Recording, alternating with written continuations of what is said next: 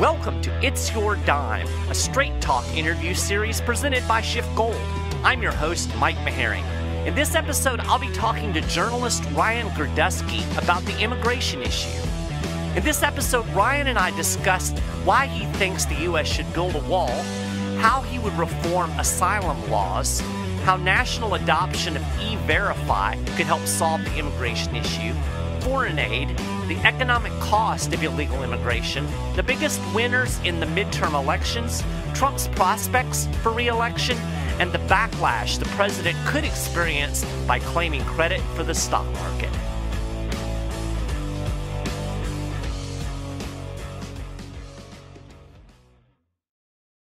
Well, thank you again for tuning in to another episode of It's Your Dime. I'm Mike Maharrey. I'm here today with Ryan Girdusky. He is a journalist.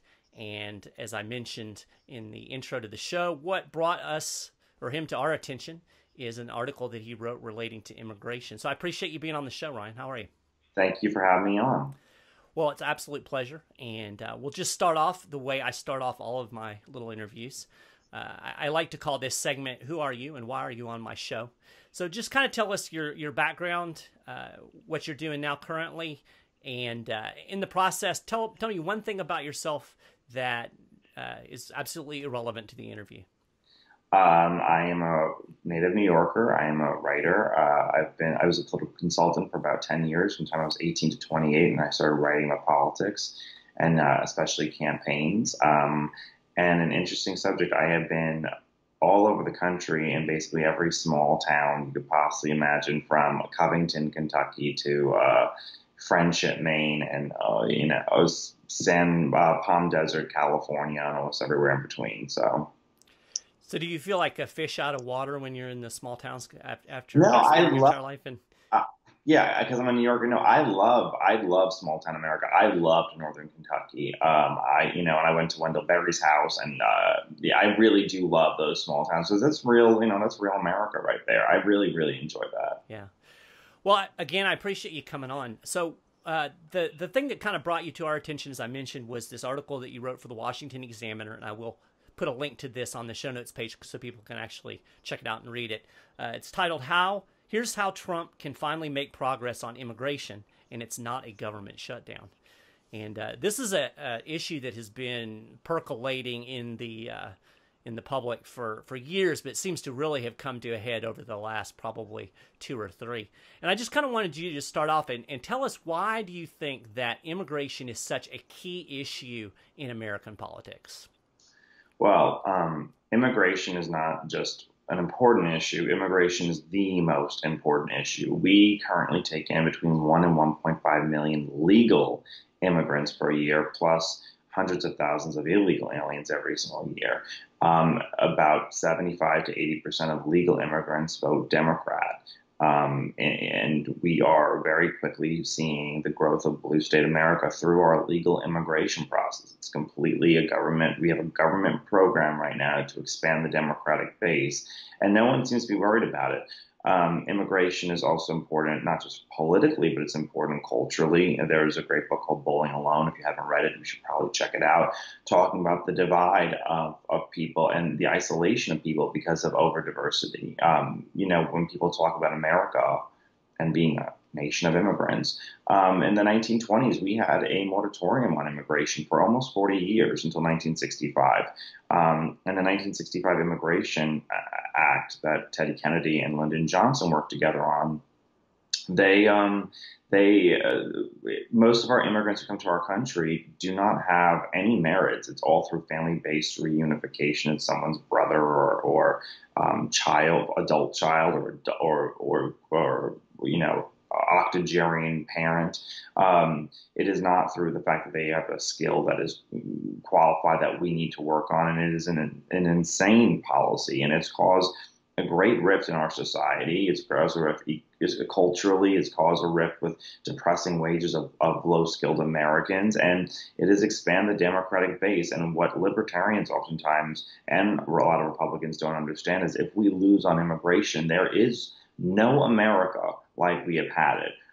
This country everything that it is built upon, all the principles built upon, will cease to exist because most immigrants who come to our country fundamentally do not believe in limited immigration. They don't believe in smaller government. And while all people can assimilate into American society over time, you do need that pause over time. You need that 40 some odd year gap from the 1920s and 1960s to where Italians and Irish assimilated. But mass immigration does change the political environment of a country forever. Had the wave of immigrants in the 20s not come over, FDR would not have become president during and created the New Deal. He won 80 some odd percent of Catholics. Same thing with JFK. JFK, because of the immigrant surge 40 years earlier, won a tremendous vote of the Irish vote and became president. And Lyndon B. Johnson obviously then created the Great Society. So immigration is everything. If you care about small government, if you care about gun rights, if you care about greater freedoms at home, you need to reduce legal immigration. If we don't win on it, we will lose on everything. You said something when we were talking before the interview that I found really interesting, and at first it kind of surprised me, but then it didn't, because there's a lot of things that Republicans talk about, and you kind of assume that, like fiscal responsibility, we always think the Republicans are fiscally responsible. That's not necessarily so. And you mentioned that it was actually Newt Gingrich and the Republicans who kind of turned the tide on immigration back in the 90s. Can you tell us a little bit more about that? Right. So back in the 80s and 90s, Democrats were always the party of labor. They were the party of the working man. There was the prairie populace, senators out in the Midwest, Democratic senators who cared about how the labor vote was going. And then in the 1990s, there was two people, one, Cesar Chavez, who was a labor activist, Democratic labor activist, and Congresswoman Barbara Jordan from Texas, who were very vocal in both stopping illegal immigration and reducing legal immigration because it hurt new immigrants, it hurt poor Americans, and it hurt Black Americans. There's something very famous called the Barbara Jordan Commission where they talk about it. Bill Clinton supported the reduction of legal immigration, and it was Newt Gingrich who killed it. Ironically, Donald Trump would not be president today had Newt Gingrich not killed the reduction of legal immigration. I fundamentally believe that. But that's because Republicans were bought and sold by big corporate donors who sat there and depended upon mass legal immigration to keep wages low. They wanted as many people as possible. And the excuse always is, the fruit will rot in the fields, and we won't have anyone to build our homes, or ridiculous arguments like that. But that is why we don't have immigration reduction since the 90s, is because Newt Gingrich and the Republican House killed it. Fascinating. See, learn something on this show every time I do it. So more specifically to the article that you wrote, you kind of outline a three-pronged approach to immigration, which I think is pretty interesting.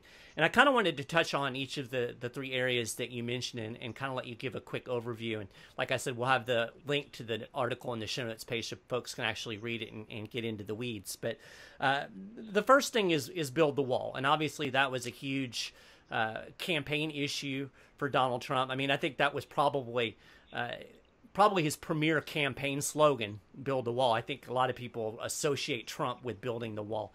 And it's almost become more of a political hot button. And I think lost in that is the actual importance of the policy itself. So why build a wall? Why is that an important part of the immigration strategy? Right. Well, a wall, one, would last forever. It will be a long-lasting legacy for Donald Trump. And it's something that the next politician won't, rip down and spend money on destroying. It will always be there. So regardless if the next president is a Democrat, or it's Kamala Harris or Cory Booker or Mike Pence or Nikki Haley or anybody else, a wall will always be there to deter illegal immigration. It will be permanently there to sit there and preserve American sovereignty. But The other point is you want to make it as difficult as possible for for migrants or aliens or anyone trying to come to this country to actually cross into the border. There's huge, wide open spaces right now where people just simply cross into the United States, into the interior of the United States.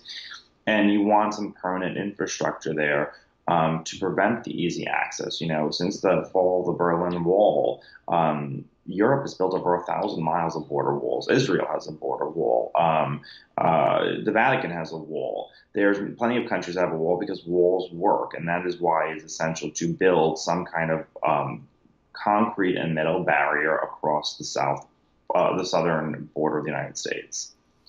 I think the number that they're throwing around for at least to get things started is $5 billion. That's the numbers that I've seen in terms of the current budget debate. How would you respond to somebody and say, well, we just don't have $5 billion to spend on a wall? There are cheaper ways. I've heard this said that there are cheaper ways to secure the border. What would be your response to those folks? Well, we just gave Central America $11 billion to help improve their countries. We gave Israel $23 billion.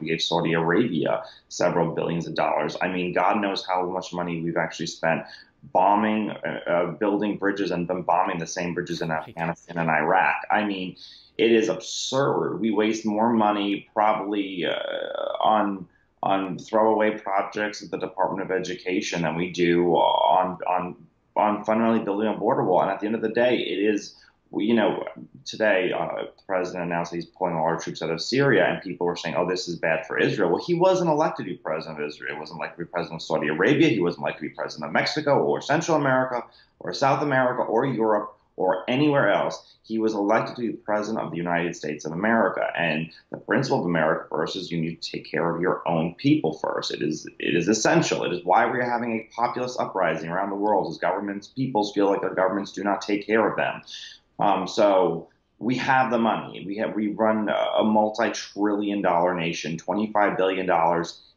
over. Even if I want to expand over the course of 5 years, is nothing. That is how much the government spends, I believe, in a day. We have the money. It's not an issue. We have the money. Cut foreign aid and do it. Cut U.S. aid and do it. We had a program at one point to teach Africans how to clean their genitals. That is not a joke. That was in 2009 or 2010, I believe.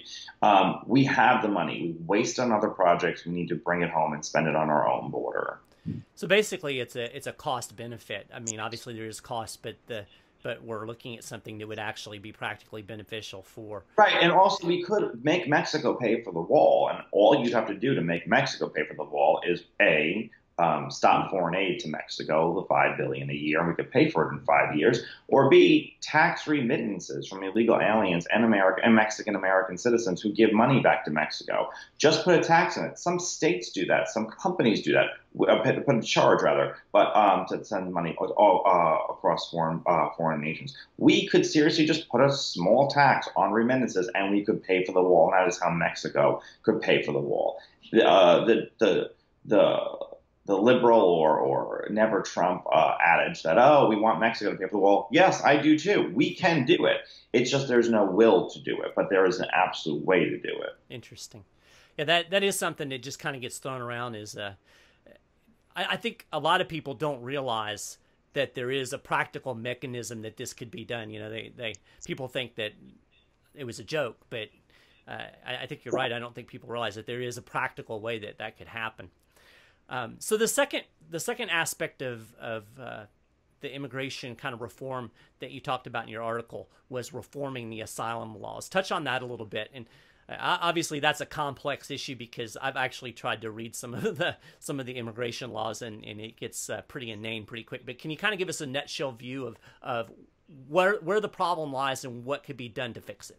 So the problem is with two main things. One is it was a district court decision called the Flores decision, and the second is President George W. Bush expanded, because he was a humanitarian, expanded or reduced credible fear for people who came, the credible fear threshold for people who came to as asylum seekers. So basically, It used to be much harder to claim asylum, but now if you come with a child and you say your life was threatened by gangs or whatnot, you can meet the credible fear threshold and become an asylum seeker in the United States. And of course, there's very little to prove. Usually it's a 5-year waiting period where they investigate you. But in the 5 years, you live in the interior of the United States. Your kids go to school here. You become part of American society, and it is very hard then to deport somebody once the 5 years is up. And most people who claim credible fear, they end up being denied access because most of their stories are nonsense. And in fact, the ACLU constantly is sending over lawyers and telling people how to lie at the border to have a more credible fear story. And then the Flores decision stated that you can only hold illegal aliens with their children, I believe it was for 30 days, and then you have to release them. There's also a certain amount of beds that we have. I believe it's 42,000 beds, but I might be wrong on the exact number, but it's between 42 and 44,000 beds that we have to hold illegal aliens while they're being processed. So usually it takes an enormous amount of time to check someone's actual problems to let them see an immigration judge. And in that time, illegal aliens are constantly being released. And because there's only 44,000 beds, what happens is when a huge caravan of 10,000 or 6,000 people come, they overflow the system and they are all released into the interior of the United States because you cannot just keep people sleeping on the street. You need to house them. We need to reform those immediately. Ironically, the Republican Congress and President Trump signed this, reduced the amount of beds we have on the border in the omnibus spending bill. This was the President of the United States, Trump, expanded catch and release.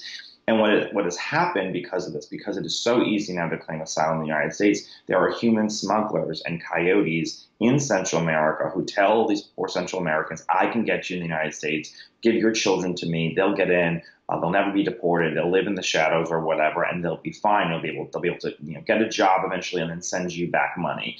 And it has become a multi-billion-dollar human smuggling organization, which is detrimental not only to the United States and our own sovereignty, but to Central Americans. Over the last 4 years, about 4,000 Central Americans have died trying to come to the United States. Many of these are women and children. If you are a humanitarian, you should want to toughen our sovereignty laws. And there's ways to do it. We could open up offices in Central America where they could apply in their own home country or at UN facilities in Mexico. Or we could just do what the EU has done, where make it the first country that you enter and that's a safe country, you have to apply there, that being Mexico. Right. And most of the people in the caravan were not actually had any credible fear. That's why many of them went back home when they realized they couldn't get into the United States. There are economic migrants. They want to come here because they want better jobs. But it's our asylum laws that are the magnet that are drawing them here. And it is causing 1,000 deaths a year from Central America. It is causing a gigantic problem on our own border. And it's causing a huge economic cost to the United States in matter of security and welfare once they're in. We have to house them. We have to take them health care for them. In the caravan in Tijuana, there was cases of HIV and tuberculosis and over 100 cases of lice. Had they made in the United States, we would have had to medicate all these people. It would have been a tremendous burden, and we need to sit there and reform our asylum laws. That is more important than actually building a wall, is changing our asylum laws, because that is the gigantic magnet bringing people to this country. Right, that makes sense. It's kind of the wheels that turn the cog. Right. Making up a weird analogy. So the third prong of your approach dealt with EVerify, which is something that I find particularly interesting because it seems like something that's relatively simple, and I have to wonder, why is it not a thing already? Can you kind of explain what the system is and how it can help solve this problem? Right. So EVerify is a system that basically employers could use it to check the legal status of someone applying for a job. They would send their social security number, it would go into a computer, and they would find if the social security number matched the person's identification. Several states have this already in practice. The federal government does not. And it's supported by 80% of the American people, according to an ABC Washington Post poll taken earlier this year. Why hasn't it been put into effect is two things. One, you have big business Republicans who are opposed to it because they thrive on cheap labor, and you have Democrats. Democrats really oppose all immigration enforcement at this point. They are opposed to everything, and they think that everything that if you want to protect American jobs, then you're somehow racist or xenophobic. There was a recent story in the Chicago Sun-Times about a Little Debbie's cupcake factory, and they had been employing about 800 illegal aliens.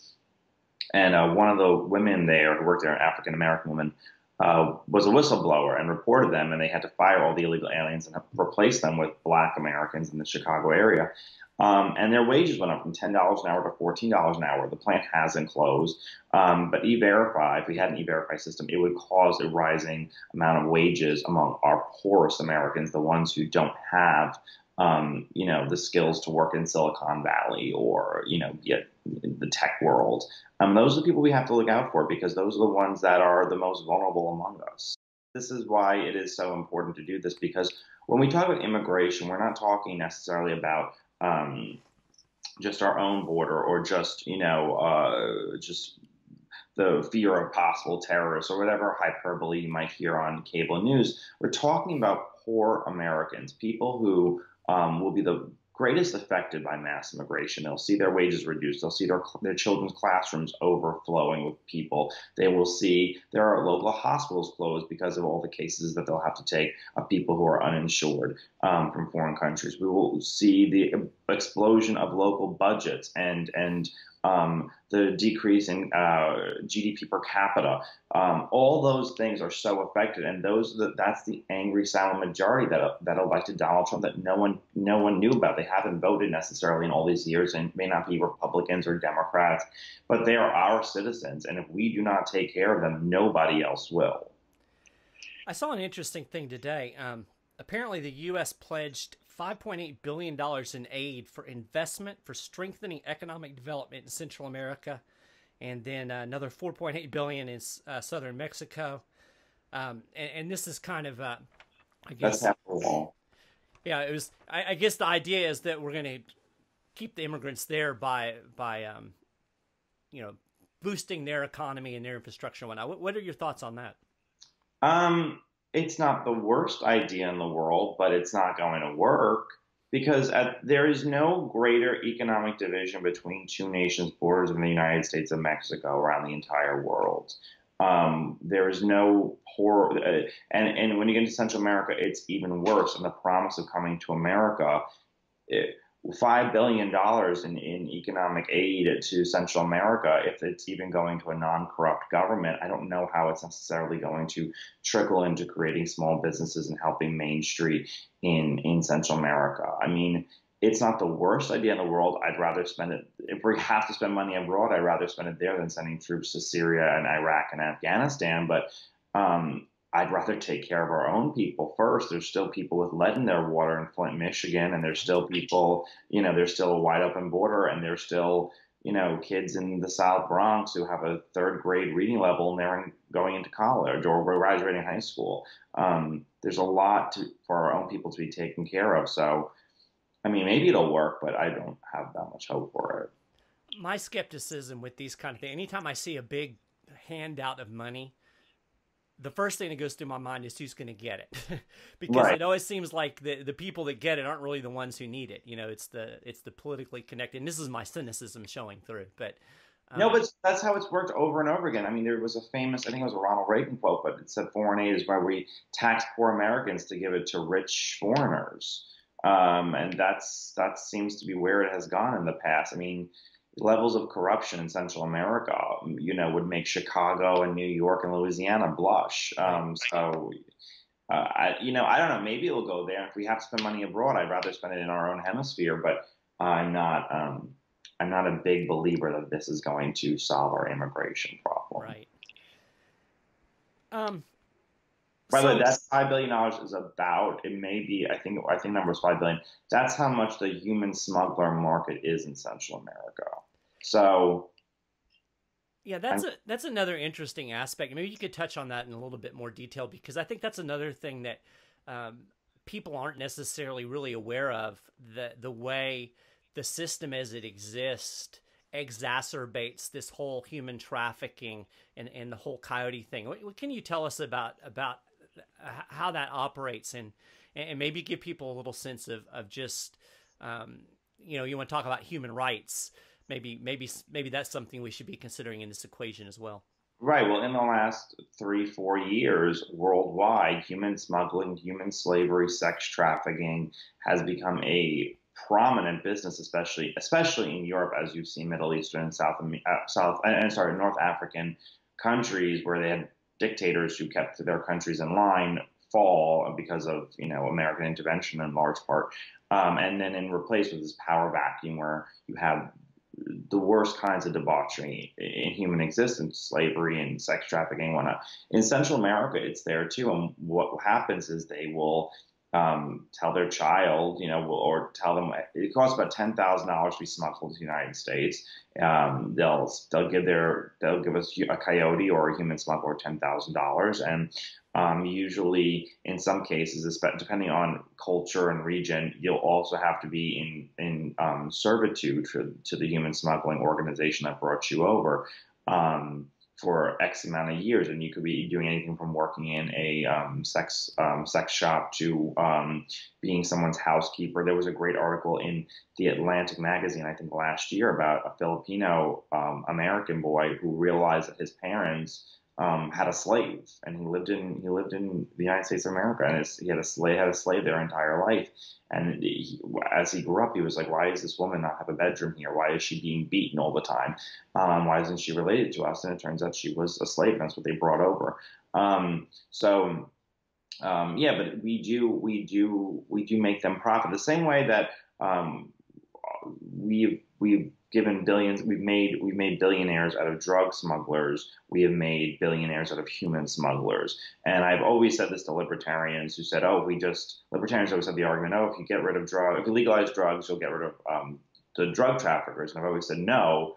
I'm Italian American. I know when we legalized alcohol, the mafia didn't disappear. They just went to different versions of crime. And I think that you're seeing people move to different parts of crime, which is, instead of maybe drug smuggling, they may be doing human smuggling right now. Interesting. So let's do a little bit of a shift. I know you also write on kind of politics and elections and whatnot, and I thought it'd be interesting just to get your input and thoughts on the midterm elections. There's kind of a debate about who was the big winner. You know, was there a blue wave, or was it a blue ripple, or, you know? So kind of give us your take on the midterm elections. Who were the big winners and losers in that, in your view? Well, I mean, there was a blue wave. I think it was like an 8.3% Democratic advantage, which is one of the biggest in decades. It was bigger than 2010 and 2014. The only difference is that our politics are so isolated now that there are only so many places that can actually be affected by wave elections. You remember in 2010 and 2014, two big Republican waves. Republicans did not pick up a single House seat in Massachusetts or California or Connecticut or Rhode Island or Vermont. They're just so isolated at this point from being able to, or Oregon.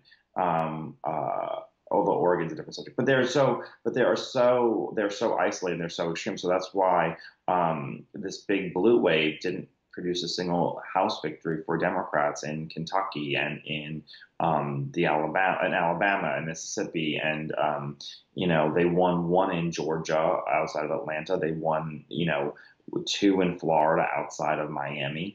But basically, the rest of the country was very, very, very protected from this mass wave. They didn't win any in Nebraska or the Dakotas or Wyoming or Montana or Idaho. So this is why our politics has become like this. But it was a blue wave. But I think that it was just a great Senate map for Republicans. And Rick Scott is just probably the most fabulous campaigner in America. The man looks like Skeletor and is able to win 3 consecutive elections in Florida by 1% of the vote. So, but yeah, I mean, had it not been a blue wave, we would have been able to keep Arizona and probably win Montana and maybe West Virginia. So it would have been 55, 56 Republican senators, but it was 50, 53, 54. So we had a pretty hotly contested congressional seat here in central Kentucky where I live, and yeah, it was interesting that the Democrats ran a Marine Corps pilot, which is smart in this state, and she did fine here in Lexington in the metro area, but it was almost like a microcosm, because once you got out of the Lexington metro and into the rest of the district, which is predominantly rural, she got trounced. So it's almost that same kind of dynamic on a smaller scale. A friend of mine actually worked on that campaign, and I covered that campaign for the Washington Examiner. And she was very far left, but yeah, they had a good biography, and that's what they had across the country. Democrats weren't stupid; they ran, they ran Marines and football players, and Republicans also have a problem where they are not running enough minorities and women. They just aren't. They don't have the facial representation. So that's a problematic, and they need to do a better job about that. Yeah, it actually got to be a joke among a lot of us here in central Kentucky that Amy McGrath flew a plane because it was on every single piece of campaign literature, every ad, referenced the fact that she flew an airplane. And after a while, it's like, yeah, I don't really care. Yeah. But yeah, it was definitely an interesting election cycle. Let me ask you about something, a little bit of political strategy that I think, in my opinion, Trump may have kind of stepped in it a little bit and may have created a problem for himself. And that's in terms of really aggressively taking credit for the rise in the stock market and unemployment since his election, when the same trends basically were going on before he got elected. And he was very critical of Obama and the Democrats. And he talked about the employment numbers being fake numbers and and I think accurately calling the stock market a big, fat, ugly bubble. And I think not because it's the Republicans' fault or even necessarily the Democratic fault. I think it has more to do with monetary policy. But I have a feeling that Trump might get caught holding the bag if the economy does indeed take a bad turn within the next couple of years. What are your thoughts on that? Well, I mean, I'm not an economist, so I'm speaking just in a political manner. But yeah, I don't think the stock market really isn't affected necessarily by who's the president is that much. I mean, certainly the regulatory reform and the tax cuts helped things along the way. And there was the idea that, this new Republican president's coming in and the stock market blew up. So that, I mean, there were good signs when he came into office, and he deserves a little bit of credit for that. But at the same time, he should be taking more credit for all the aluminum jobs that were created because of his tariffs. That was directly because of what he did. He should be taking credit for the 300,000 manufacturing jobs that were created because of his tariffs and because of fear that companies had that he would impose more tariffs. That's really what he should take credit for. And he should take credit for the rise in GDP per capita, the rise of wages, more than the stock market, because the stock market, it ebbs and flows, and there's very little control of it. And if the Federal Reserve talks about raising interest rates 0.25%, it could be a negative 300-point day, or if it declines interest rates, it could be, it's not necessarily impended on the president. It's really interesting to watch the stock market and the way it reacts to different news. You mentioned the tariffs and the whole trade war thing, and it's almost humorous because Trump, how his personality is, he'll almost seems like he's switching fields. Like one day he'll be real positive and we're making progress, and the next day he's like, we're going to lock it down, And the stock market reacts to every one of those. So, he'll say something optimistic that we're making progress with China, and the stock market will go way up, and then he'll say, oh no, we're gonna impose more tariffs in 2 months, and it goes way down. It's really interesting to watch how that ebbs and flows just with the news cycle, which I don't really think is really the best investment advice in the world. But I'm going to wrap up with one more question. This is probably the most important question of the show. Will largely determine if you're ever allowed back on the show again. So you're a writer. Mm-hmm. When you are typing, do you double space after every sentence? I used to. I mean, after a period? Right. Okay, I used to. But then I was told not to anymore. But I was trained when I went to school to double space, and now that's a typewriter. What the typewriters do now, you only single space it. I've taught myself out of that, but I used to double space. Yes. So you were reformed. That is allowed. We'll accept that.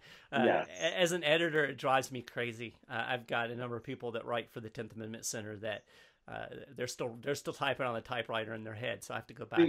Because I was trained by nuns who used to use a typewriter.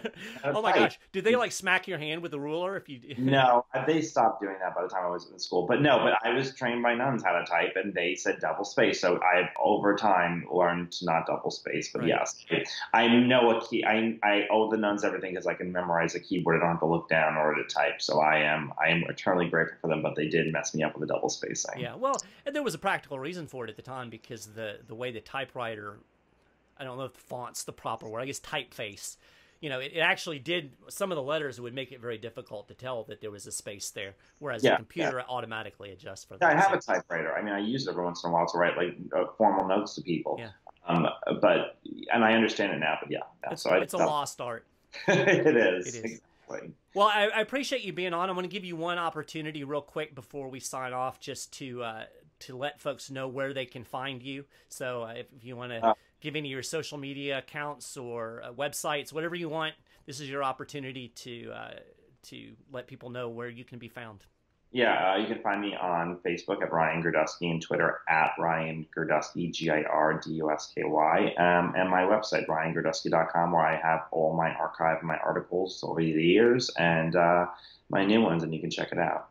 Yeah, definitely check it out. I know, Ryan, you've done quite a bit of writing in the past on the issue of political correctness and free speech, and that might be something that we could visit another time in depth because that's a very interesting issue to me. I'm a huge free speech advocate personally, and I find some of the trends in the country right now very disturbing, so it might be something to look at in the future. But I appreciate you taking the time to come on the show. You've done a fantastic job of kind of giving an overview of the immigration issue and doing it in such a way, kind of getting away from the hyperbole that we tend to get in the 30-second sound bites, and I appreciate that. So I think the viewers will have some good takeaways.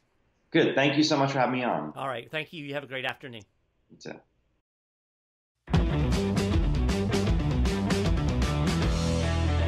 You've been watching It's Your Dime, an interview series presented by Schiff Gold. For more information on investing in gold and silver, talk to a Schiff Gold precious metal specialist today at 1-888-GOLD-160. That's 1-888-465-3160. Or visit us on the web at schiffgold.com. You can keep up with all of the latest precious metals news at schiffgold.com/news and tune in each week to the Schiff Gold Friday Gold Wrap podcast. This is your host, Mike Maharrey. I appreciate you watching, and I'll talk to you again next time.